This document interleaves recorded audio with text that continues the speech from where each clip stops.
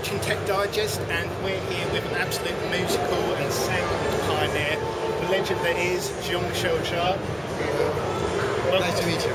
Welcome to Tech Digest. Thank you. Now, we've seen a lot of really spectacular displays, but this here is possibly the most eye-catching thing I've seen at IFA this year. This is the Aerodream. It's a dream coming true in the world of sound. I mean, the biggest and the largest, the most powerful hi-fi in the world. I mean, 3.5 meters high and delivering 10,000 watts. And it's not for beating a record, it's just actually to send a strong message to the industry and to the audio world, saying we need now, as musicians, as artists, as consumers, going back to the real big fat sound experience.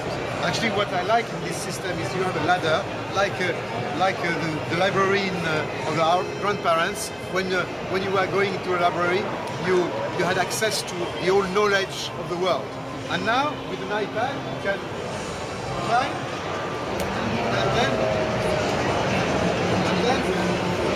put the iPad on top of it.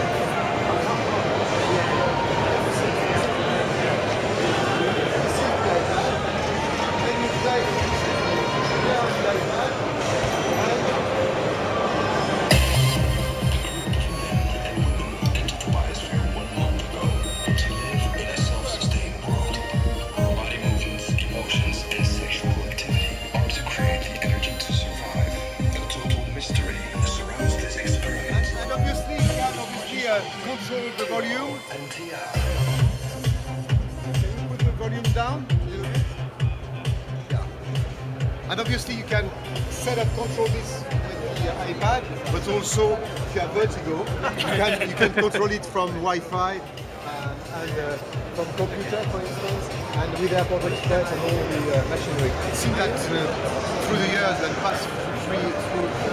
past few years, we've been more interested by archiving and becoming archivists of having maximum of audio information in our pocket, rather than taking care of the quality of what we have in our pocket.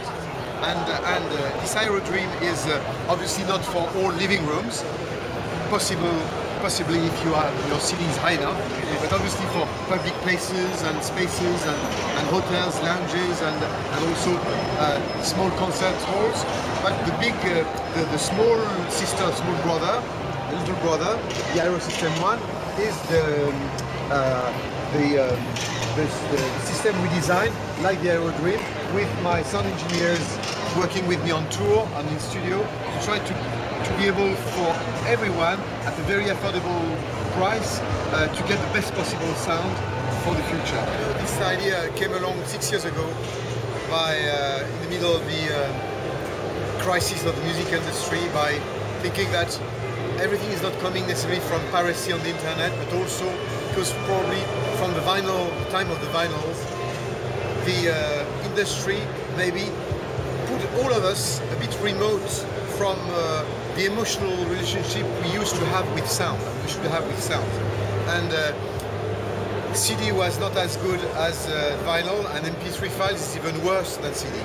And on the other hand, also, the big hi-fi systems we used to have at homes has been replaced step by step by small plastic speakers on each side of our laptops. Then I think that it's urgent now to try to send a signal to the industry and to say that we need urgently to go back to the roots of sound. I mean, going back to the big fat sound. And actually, if so many people are now going to live gigs rather than listening to music on CDs, it's probably because there is this need that we have to get the kind of physical relationship with sound on our body, the effect on our body. Do you feel in any way partly responsible as like a digital sort of pioneer? I mean, we've got this issue now with compression.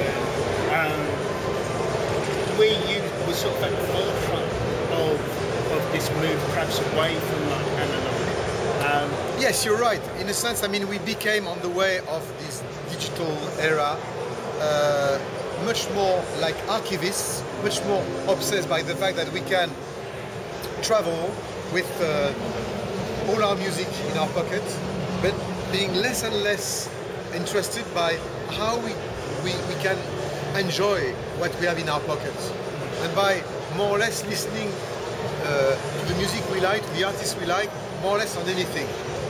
And I think that step by step we lost this kind of emotional and almost sensual physical experience with sounds.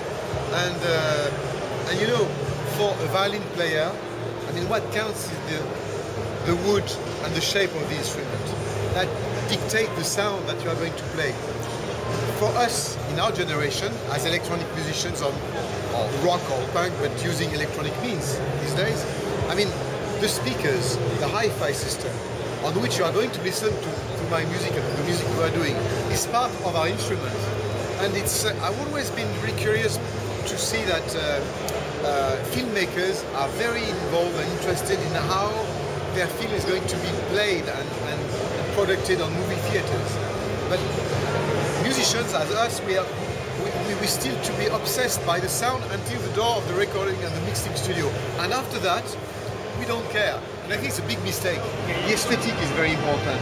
I mean, music is also made of the kind of lots of psychological and emotional relationship with your instrument.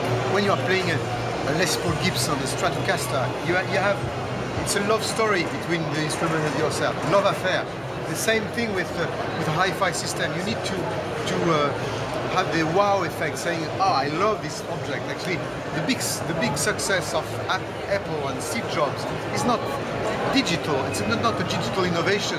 It's a real analog innovation, because an iPod, an iPad, you don't need a real iPod and iPad to live. But you need the object because you love it. You love the shape. You love the concept. And I think it's time to develop this idea in the new digital era with hi-fi systems.